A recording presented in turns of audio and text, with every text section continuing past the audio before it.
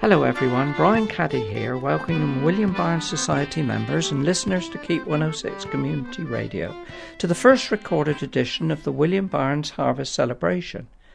Tim Laycock's here with me, and Tim, this is becoming something of an annual event at Maxgate, hasn't it? Yes, that's right, Brian. It's a shame we can't meet up there in person this year, but we've got a really lovely collection of seasonal poems and some great Dorset voices for you, recorded in the church at Winterborne Came at the beginning of August. We're starting off with a bit of a jig. Yes, it's called Speed the Plough, a famous country dance tune played here by a great young band of local musicians, Tatterdemalion.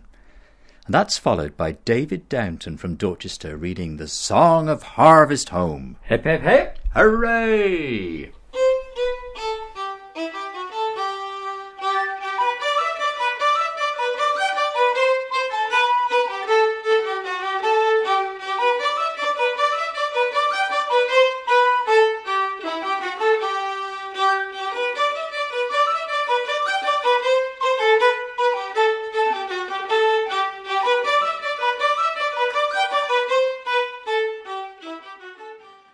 The ground is clear.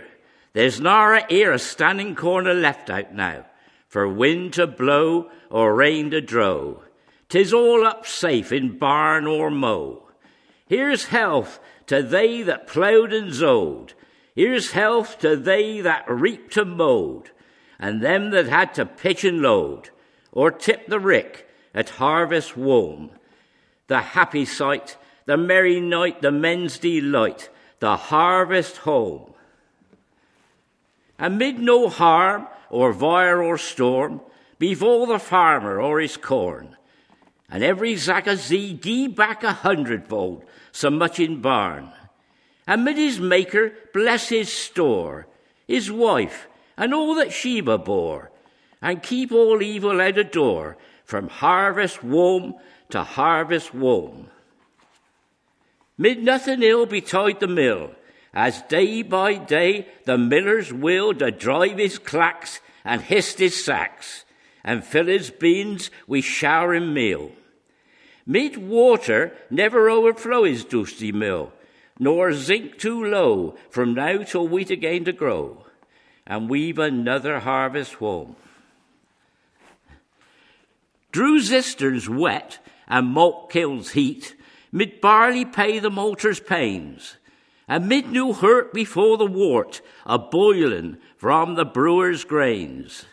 Mid all his beer keep out of harm from busted hoop or thunderstorm, that we mid have a mug to warm our merry hearts next harvest Hwome. Mid luck and joy the baker pay, as either hear his fire roar, or simply catch his hot white batch a-reeking from the oven door. And mid it never be too high for our few sixpences to buy when we to hear our children cry for bread afore next harvest Hwome. The happy sight, the merry night, the men's delight, the harvest Hwome.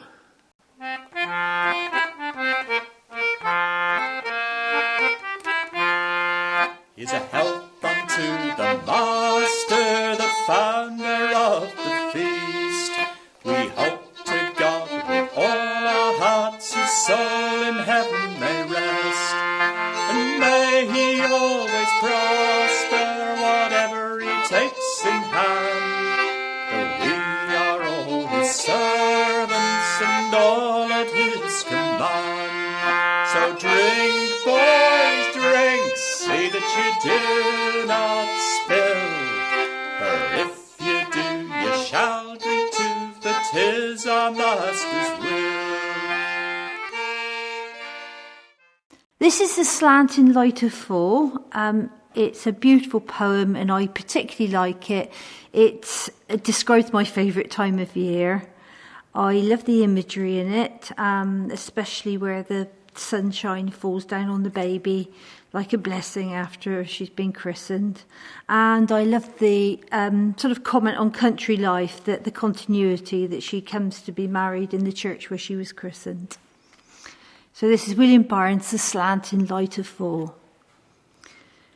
Ah, Jim, my maid, I stood to you When you were christened, small and light, with tiny arms of red and blue a-hanging in your robe of white, we brought you to the hallowed stone for Christ to take ye for his own.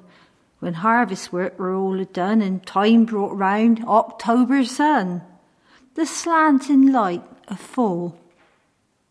And I can mind the wind were rough and gathered clouds but brought no storms, and you did nestle warm enough within your smiling mother's arms. The windling grass did quiver light among the stubble faded white, and if at times the sunlight broke upon the ground or on the vault, 'twere slanting light of fall. And when we brought you through the door in Napton Church, a child of grace, there clustered round almost a score of folk to see your tiny face. And there we did feel so proud to see an opening in the cloud, and then a stream of light break through, a shining brightly down on you, the slanting light of fall. But now your time's come to stand in church, a blushing at my side, and while the bridegroom from my hand had took you for his faithful bride. Your christening name we gied ye here, when fall did call the wasting year. And now again we brought you through the doorway, with your surname new, in slanting light of fall. And so far, Jane, your life is fair, and God has been your steadfast friend, and mid you have more joy than care forever, till your journey's end. And I've a watch ye on wi' pride, but now I soon must leave your side. For you are still life's springtide sun, but my life, Jane, is now a run to slanting light of fall. That was Joy Parsons from Winterborne Abbas. Joy comes from an old local family, and her grandmother was the cook at Mac's Gate just before the First World War. The next poem, Brian, is one of your real favourites, I think. Oh, yes. William Barnes often wrote about trees and their place in the landscape and in people's lives. Sadly, we don't have the girt elm trees anymore, but Dorset can still boast some lovely woodland. This is Trees Be Company. When summer's burning het's a shed upon the drooping grass's head, a driven under shady leaves the workfolk in their snow-white sleeves, we then mid yearn to climb the height where thorns be white above the fern, and ere to turn the sunshine's might to softer light too weak to burn. On woodless downs we mid be free, but lowland trees be company. Though downs mid show a wider view of green a reaching into view, than roads a winding in the glen and ringing with the sounds of men, the thistle's crown of red and blue in fall's cold dew to wither brown, and larks come down wi' in the dew as storms to brew and skies to frown. And though the down be let us free, the lowland trees be company. Where birds do sing below the sun in trees above the blue smoke tun, and shades the stems to overstretch the mossy path in the hatch. If leaves be bright up overhead when May to shed its glittering light, or in the blight of fall to spread a yellow bed afore our sight, whatever season it mid be, the trees be always company. When dusky night do nearly hide the path along the hedge's side, and daylight's homely sounds be still but sounds of water at the mill, then if no face we long to greet could come to meet our lonesome trace, or if no piece of weary feet, however fleet, could reach its place, however lonesome we mid be, the trees would still be company. Our next poem was recorded 42 years ago by David Strawbridge, who was living in Compton Abbas at the time, right in the heart of the Blackmore Vale. David grew up in Cerne Abbas and was a wonderful reader and performer of dialect poetry. Here he reads Picken of Scroff, about young children collecting twigs and small sticks for kindling. Oh, the wood were a veld in the copse, and the moss-bedded primrose did blow, and from tall-stemmed trees' leafless tops there did lie but slight shades down below. And the sky were a showing in drew by the tree stems the deepest of blue, wi' a light that did fall on and off the dry ground, a strewed over wi' scroff.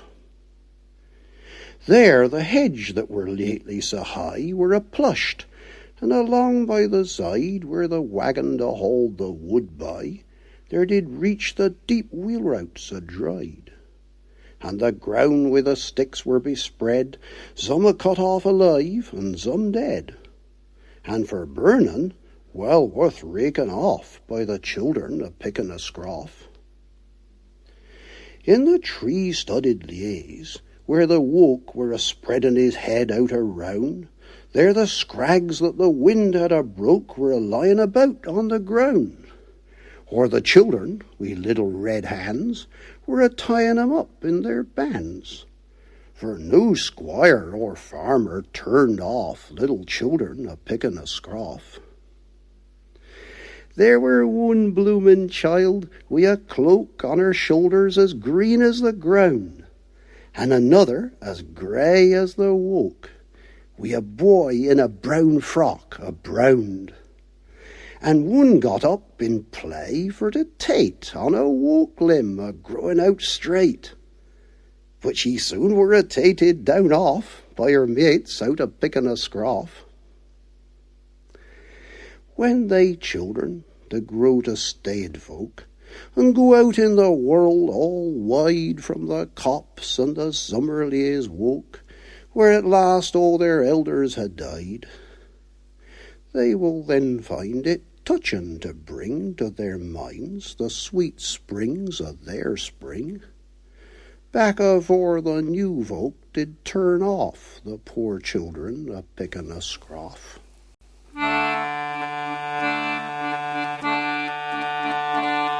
As harvest comes on and the reaping begins, the farmer the fruits of the earth gathers in mirth and let us talk till the season be gone, and at night give a holler till it's all of a row, till it's all of a row. And at night give a holler till it's all of a row. In an early publication of his poems, William Barnes had in mind the people who lived in the villages and hamlets of the secluded Blackmore Vale, not to show rural life as an object of sport, but to tell of its dignity, self-respect, simplicity, and the happiness of rural living, suggesting that town dwellers lost sight of that in a way. So it's a surprise to come upon a town in this early collection, albeit a small, sweet rural town. You'll hear eltrops in the poem. Eltrops are wild parsley. And the town, of course, is Bemester. Sweet Bemster, that bist abound by green and woody hills all round, wi' hedges reaching up between 1,000 vales of summer green. What ellums hefty heads to drow their shades for haymakers below, and wild hedge flowers to charm the souls of maidens in their evening strolls. When I, a Sunday nights wi' Jane, to saunter through a vale or lane, where elder blossoms be a-spread above the eltrot's milk-white head, and flowers of blackberries to blow upon the brambles, white as snow, to set off better, in my sight, Jane's Sunday frock, a snowy white. Oh, then, there's nothing that's without thy hills that I'd a care about. No bigger place, no gayer town beyond thy sweet bells' dying sound, as they'd a ring, or strict the hour, at Evenen from thy wold red tower. No, gie me still a Hwome, and keep my bones when I'd a fall asleep. Beminster was read by Barbara Whillock from Britport. And now we're going back up to William Barnes' home ground for a poem from Rod Drew, who hails from Marnell. Zummer Evening Dance is an entreaty to a maiden to join friends outdoors in the village parrock, an enclosed piece of land, it being summer and conditions which might appeal to the female mind of light, dryness and shelter, sweet fragrant flowers, a glowworm, a romps with joyful, boisterous and wild dancing, as the name implies. Summer Evening Dance. Come out to the parrock, come out to the tree, the maidens and chaps be a-waiting for thee. There's Jim wi' his fiddle to play us some reels. Come out along wi' us and fling up thy heels. Come, all the long grass is a mode and a card, and the turf is so smooth as a board and so hard. There's a bank to sit down when you've danced a reel through, and a tree overhead for to keep off the dew. There be roses and honeysucks hanging among the bushes to put in thy waist, and the zong of the nightingales heard in the hedges all round. And I'll get thee a glue-worm to stick in thy gown. There's Mary so modest, and Jenny so smart, and Peg that'd love a good romps to her heart. There's Joe at the mill that does sing funny songs, and short-legged Dick too, a-wagging his prongs. So come to the parrock, come out to the tree, the maidens and chaps be a-waiting for thee. There's Jim wi' his fiddle to play us some reels. Come out along wi' us and fling up thy heels.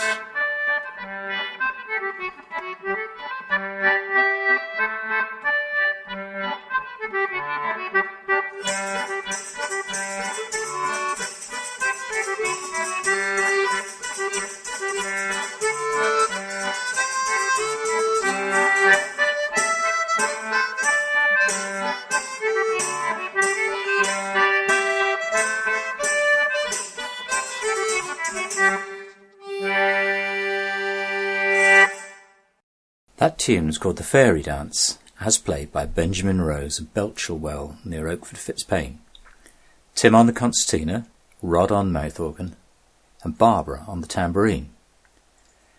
Now for another archive recording from the Year Clock CD, and this time it's Ethel Gumbleton and Charlie Andrews from the Blackmoor Vale, performing a bit of sly courting. We take you now to a leafy lane somewhere near Bagber on a lovely summer's evening, where John is waiting for his true love Fanny to turn up for their evening assignation, and she's late, and he suspects that she's been off with another young man first. Now, Fanny, 'tis too bad, you teasing maid. How late you be a-come? Where have ye stayed? How long you made I wait about? I thought you weren't going to come out again. I had a mind to go back home again. This isn't when you promised to come out. Now, tidn't any good to make a row. Upon my word, I couldn't come till now. For I've been kept in all day be mother, at work about own little job and t'other. If you do want to go, though, don't ye stay for me a minute longer, I do pray. I thought you mid be out by Johnny Blake. And why be out wi' him, for goodness sake? You walked the Sunday evening when you know. You went from church hitched up in his yarn. Well, if I did, that weren't any harm. Look, that is summat to chick notice o. He took ye round the middle at the stile and kissed ye twice, within a half a mile.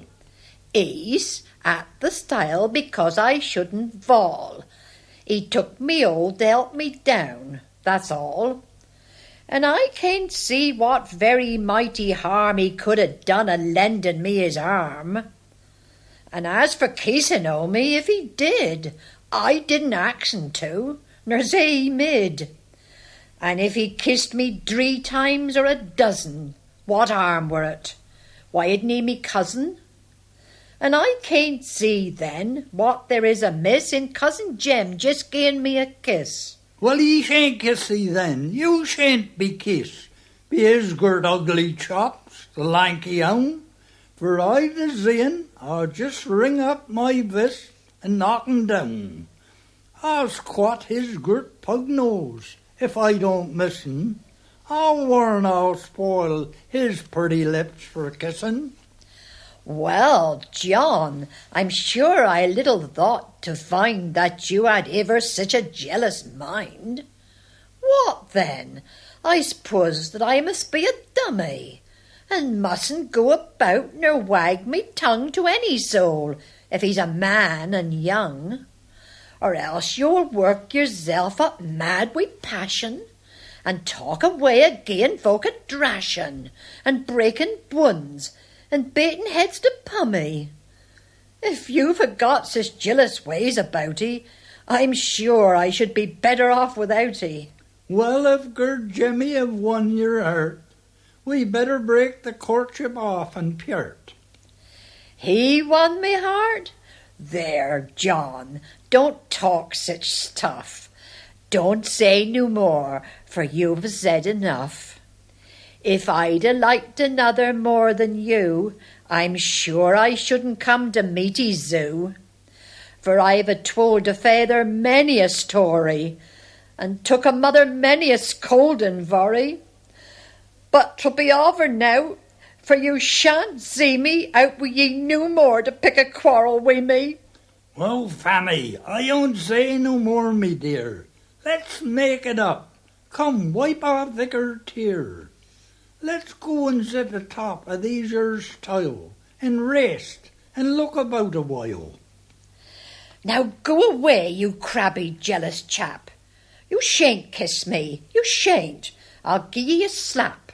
Then you look smiling. Don't you pout and toss. Your head so much, and look so very cross. Now, John, don't squeeze me round the middle, zoo. I won't stop you no longer if you do. Why, John, be quiet, woolly. Fie upon it. Now see how you've rumpled up me bonnet. Mother'll see it after I'm at Hwome, and gie a guess directly how it come. Then don't you say I be jealous, Fanny. I will, for you be jealous, Mr. Johnny. There's somebody a-coming down the ground towards the stile. Who is it? Come, get down. I must run Hwome. Upon my word, then, now. If I do stay, they'll kick up sich a row. Good night. I can't stay now. Then good night, Fanny. Come out a bit tomorrow evening, can he?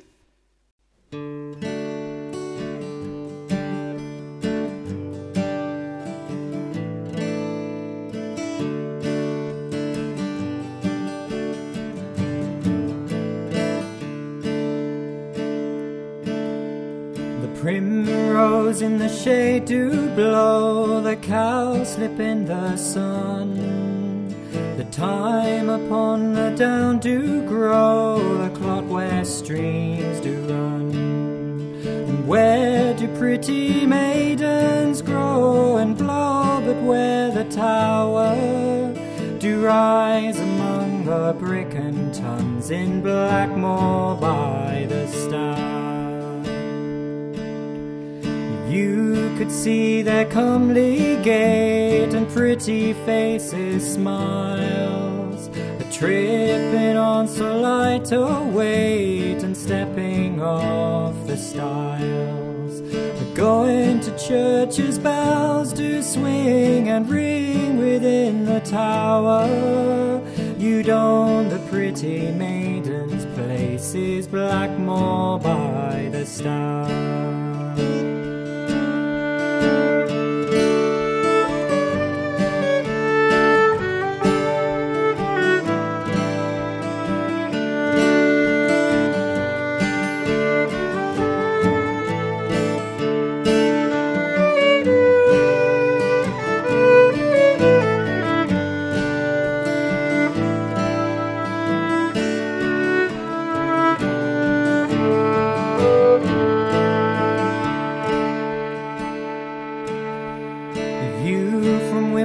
Took your road to Stour or Palador, and all the farmers' houses showed their daughters at the door. You cried to bachelors at home, here come within an hour. You'll find 10 maidens to your mind in Blackmore by the Stour. If you looked within their door to see 'em in their place, they're doing housework up before their smiling mother's face. You'd cry, why if a man would wive and thrive without a dower, then let him looking out a wife in Blackmore by the Stour. As I upon my road did pass a schoolhouse back in May, there out upon the beaten grass were maidens at their play.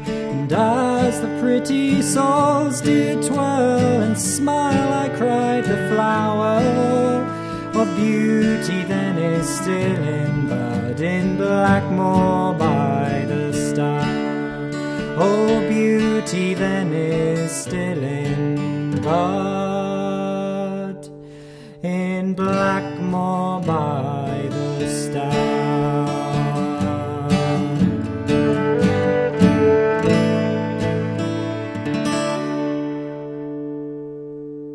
We're here today in Winterborne Came church, and this poem, The Depopulated Village, refers to Winterborne Farrington, which once stood a few fields away from here. This is a ghostly poem, beautifully bringing to mind the lives of the villagers who once lived there. The Depopulated Village. As oft I see by sight, or oft in mind, the ridges on the ground, the mark of many a little croft and a house, where now no wall is found.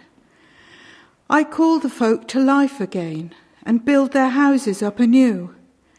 I ween I shape them wrong, but who can now outmark their shapes to men? I call them back to path or door in warm-cheeked life below the sun, and see them tread their foot-worn floor, that now is all by grass or run. To me the most of them may seem of fairer looks than were their own.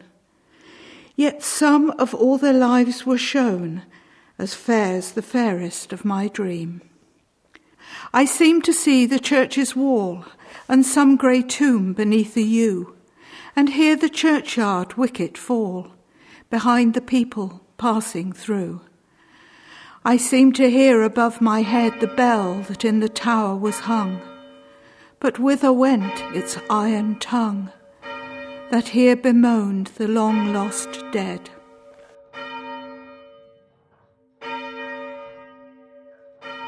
That was Jill Bryant from Dorchester. Thank you very much, Jill. In 1977, I spent the summer meeting folk from all over the county who could recite William Barnes' poetry with a Dorset accent. One of the readers was Mrs. Frizzle, who lived at Lidlinch near the church. She had a wonderful broad accent and used a very old pronunciation of daughter, dater. This is how Barnes would have heard it as a boy, growing up near Sturminster Newton. The farmer's woldest dater.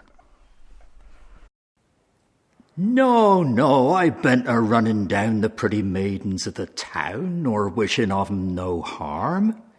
But she that I would marry thus, to share my good luck or my crusts, bred upon a farm.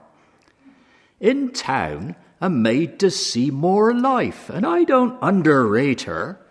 But 10 to 1 the sprackest wife's a farmer's woldest dater. For she to feed with tender care the little ones, and pyart their hair, and keep 'em neat and purty, and keep the saucy little chaps of boys in trim with drets and slaps when they be wild and dirty. So if you'd have a bustling wife, and children well looked ater, the maid to help 'ee all through life's a farmer's woldest dater. And she can iron up and fold a book of clothes with young or old, and salt and roll the butter, and make brown bread and elder wine, and salt down meat in pans of brine, and do what you can put her. So if you've wherewee, and would find a wife worth looking ater, go and get a farmer in the mind to gie his woldest dater.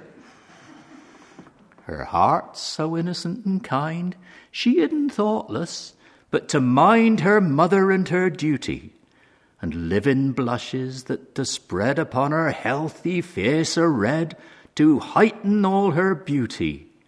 So quick's a bird, so neat's a cat, so cheerful in her nature, the best of maidens to come at's a farmer's woldest dater.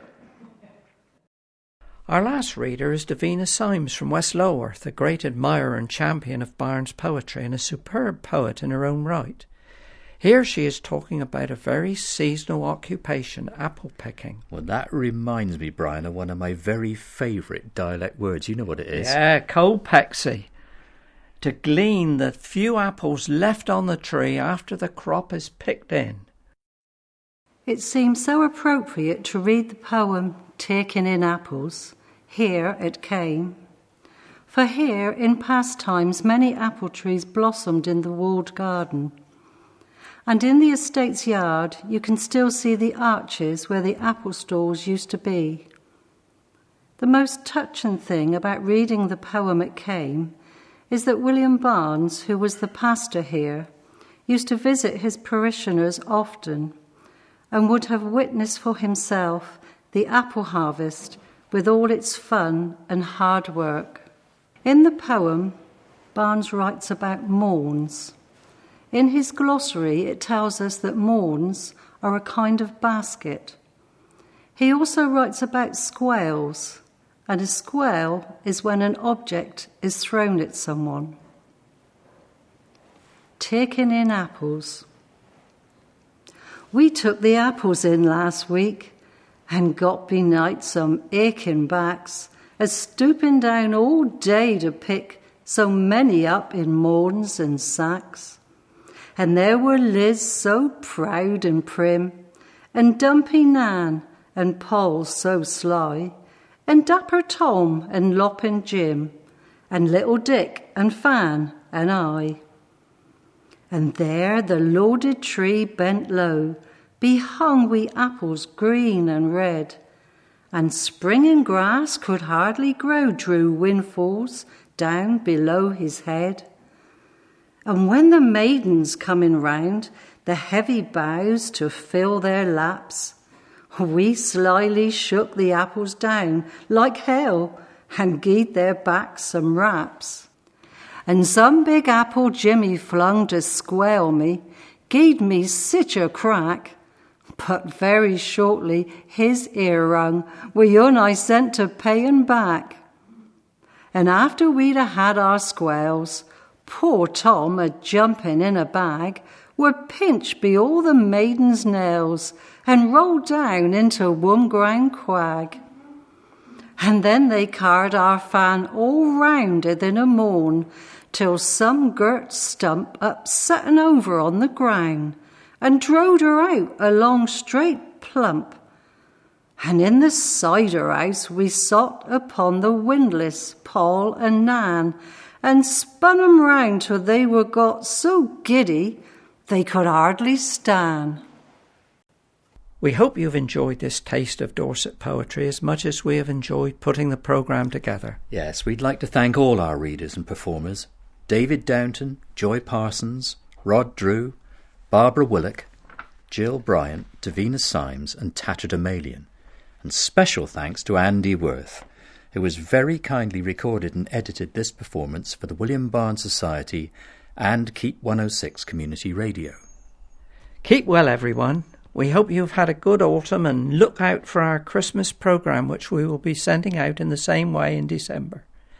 If anyone has any particular favourite Barnes poems you'd like to hear, please write an email to let us know. The archive recordings in this programme, plus another 38 poems, all by William Barnes, can be found on the Year Clock double CD, available from the Society or from Tim at tim@timlaycock.co.uk, price £10, including post and packing.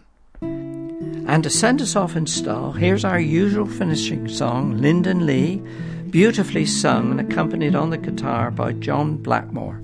John's CD, Beauty of Blackmore, is highly recommended and also available from the William Barnes Society at £10.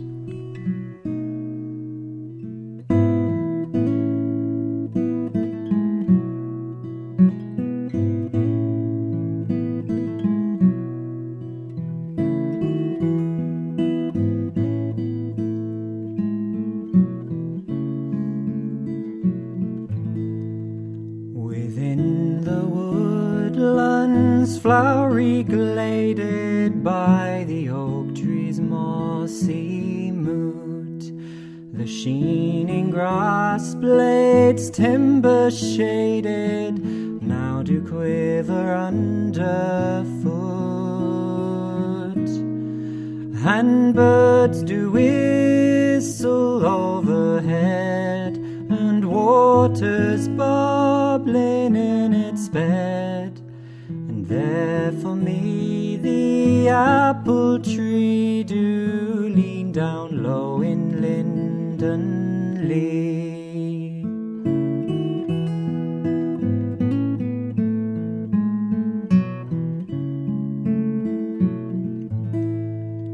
When leaves that lately were a-springing now do fade within the copse, and painted birds do hush their singing up upon the timber tops, and brown-leaved fruits are turning red in cloudless sunshine overhead. With fruit for me the apple tree do lean down low in Lyndon Lee.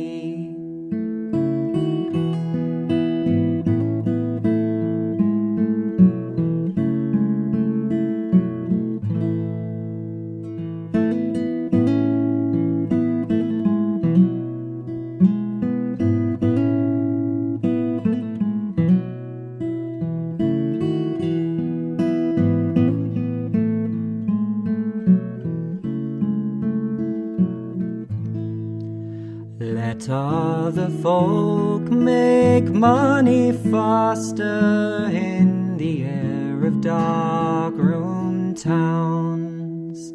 I don't dread a peevish master, though no man do heed my frowns. I be free to go abroad or take again my homeward road, to where for me the apple tree do lean down low in Linden.